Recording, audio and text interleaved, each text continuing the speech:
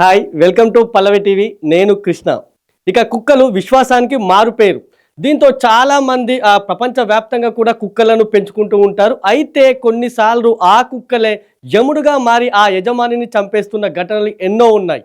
ఇక ఇప్పుడు ప్రస్తుతం చూసుకుంటే మన హైదరాబాద్ నగరంలోని మధురా నగర్లో ఒక పెంపుడు కుక్క తన యజమానినే చంపేసిన ఘటన మొత్తం రాష్ట్రాన్ని ఒక షేక్ చేసిన ఘటనగా మనం దీన్ని చెప్పొచ్చు. ఇక ఈ నేపథ్యంలోనే మనం పెంచుకునేటప్పుడు పెంపుడు కుక్కలకు సంబంధించి కొన్ని జాగ్రత్తలు తీసుకోవాలని అయితే నిపుణులు అయితే హెచ్చరిస్తున్నారు. అసలు మనం పెంచుకునేటప్పుడు ఎటువంటి రకాల జాతులను మనం పెంచుకోవాలి, అసలు ఆ ఫ్యామిలీకి మనం ఎటువంటి జాతులకు చెందిన కుక్కలను పెంచుకోవాలి, వాళ్ళు ఆ జాతికి చెందిన కొన్ని రకాల జాతులకు చెందిన కుక్కలను ఆ ఫ్యామిలీలు భరిస్తాయా, లేదంటే వాటి పెంపకానికి అవి ఈజీగా ఉంటాయి, ఇటువంటి వాటిని కొన్ని జాగ్రత్తలు తీసుకోవాలని అయితే నిపుణులు చెప్తున్నారు. అయితే ఈ నేపథ్యంలోనే మన ఇండియా 23 జాతులకు చెందిన కుక్కలను అయితే బ్యాన్ చేసాయి. అసలు అవి ఎటువంటి జాతులు, అవి ఏ కుక్కలో మనం ఒక్కసారి తెలుసుకునే ప్రయత్నం చేద్దాం. అయితే అవి ఏ కుక్కలో వెళ్ళడానికి ముందుగా మనం ఈరోజు మధురా నగర్లో జరిగిన ఘటనకు సంబంధించి కొన్ని వివరాలు మనం తెలుసుకుందాం. ఇవాళ మధురా నగర్లో సైబీరియన్ హస్కీ జాతి ఈ కుక్కనే చూసుకుంటే ఈ కుక్కనే ఇవాళ యజమానిపై అయితే దాడికి పాల్పడింది. అతి క్రూరంగా అతని మర్మాంగాలపై దాడి చేసి చంపేసినట్లు అతని ఫ్రెండ్స్ కూడా చెప్తున్నారు. దీనిపై పోలీసుల విచారణ అయితే కొనసాగుతుంది. అయితే పోస్ట్ మార్టం రిపోర్ట్లో నిజంగానే కుక్క దాడి వల్లే అతను చనిపోయాడా, లేదంటే ఏదైనా ఆరోగ్య సమస్యల వల్ల చనిపోయాడని మాత్రం తేలాల్సి ఉంది. మరొక 1-2 రోజుల్లోనే పోస్ట్ మార్టం రిపోర్ట్ అయితే రానుంది. అయితే నిజంగానే కుక్క దాడిలో చనిపోయారనేది మాత్రం ఆ పోస్ట్ మార్టం రిపోర్ట్లోనే తేలనుంది. అయితే ఇక ఇది చూసుకుంటే ఇది సైబీరియన్ హస్కీ జాతి. ఇది ఈస్ట్ ఏసియాలో ఇది ఎక్కువగా కనిపిస్తుంది మనకు. అక్కడ నుండి మన ఇండియాకు ఇది చాలా మంది, అయితే ఇండియాలో చాలా మంది కూడా ఈ జాతి కుక్కనైతే ఎక్కువగా పెంచుకుంటూ ఉంటారు.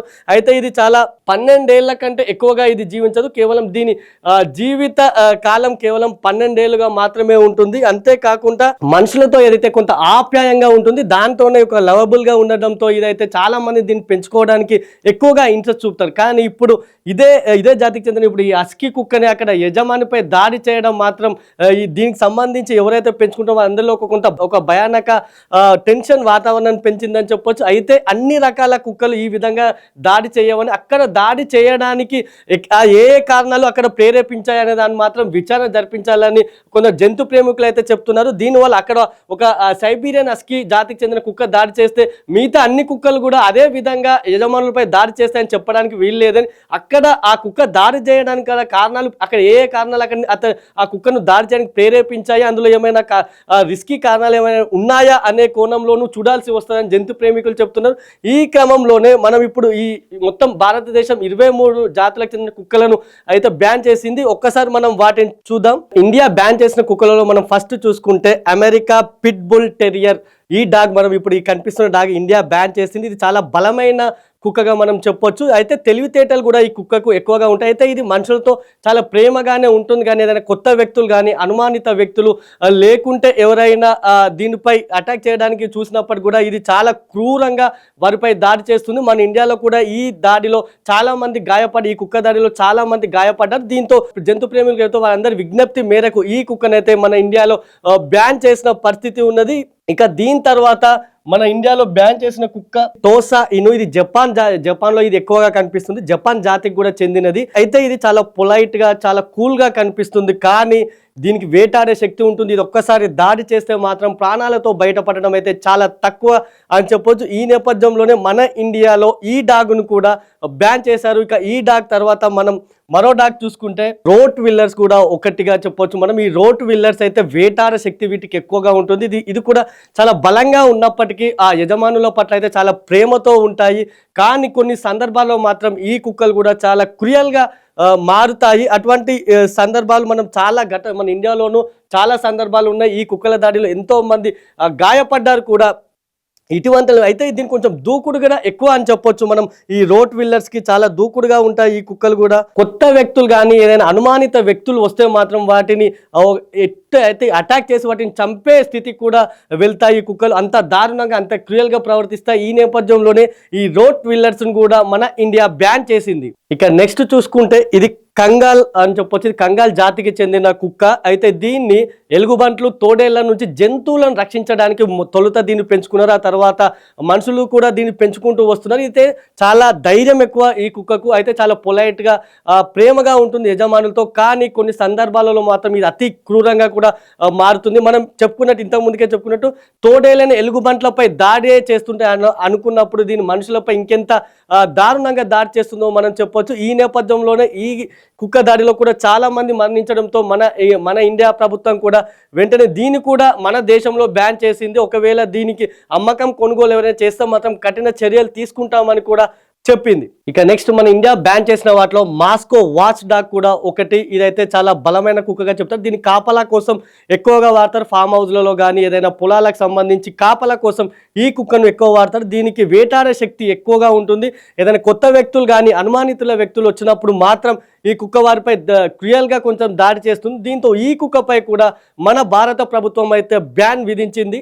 డోగో అర్జెంటీనా ఈ కుక్క జాతికి చెందిన కుక్కలను కూడా మొత్తం మన ఇండియా అయితే బ్యాన్ చేసింది. ఇది ఒక దృఢమైన కుక్క, ఒక అథ్లెటిక్ జాతికి చెందిందిగా మనం చెప్పొచ్చు. ఇదైతే ఫ్యామిలీకి అయితే ఎవరైతే పెంచుకుంటారో వాళ్ళందరి మధ్యలో ఒక స్నేహపూర్వకంగా మాత్రం ఇది ఉంటుంది. కానీ ఒక్కసారి అది దానికి ఏదైనా అనుమానం కలిగినప్పుడు కానీ కొత్త వ్యక్తులు వచ్చినప్పుడు మాత్రం దాని దాడిని మనం ఊహించలేము. అంత భయానకంగా ఉంటుంది.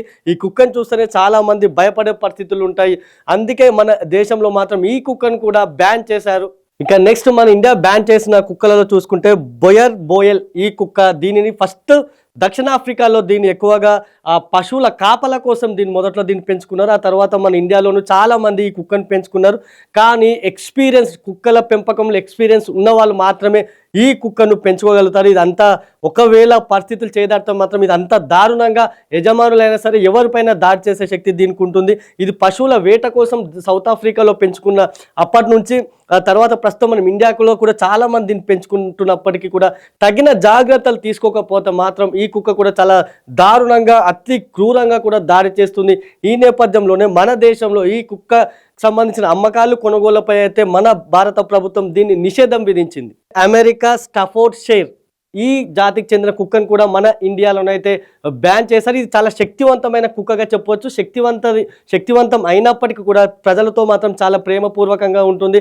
పెంచుకున్న పెంపుడు యజమాని ఎవరైతే ఉన్నారో యజమానితో పాటు మిగతా ప్రజలతో కూడా ఇది చాలా ఫ్రెండ్లీగా ఉంటుంది, అదేవిధంగా చిల్గా ఉంటుందని చెప్పొచ్చు. కానీ దీనికి ట్రైనింగ్ ఇచ్చేటప్పుడే సరైన ట్రైనింగ్ ఇవ్వకపోతే ప్రజలతో ఏ విధంగా ఉండాలో చెప్పకపోతే మాత్రం ఇది చాలా ఒక సింహం మాదిరి ఇది మనుషులపై దాడి చేస్తుంది. అంత భయానకంగా ఉంటుంది దీని దాడి. అందుకే మన దేశంలో ఈ కుక్కనైతే బ్యాన్ చేశారు. దీన్ని అమ్మకాలపై అదేవిధంగా కొనుగోలుపై అయితే బ్యాన్ విధించారు. ఒకవేళ దీన్ని ఎవరైనా మన దేశంలో అమ్మినా కొన్నా సరే వారిపై కఠిన చర్యలు అయితే తీసుకుంటారు.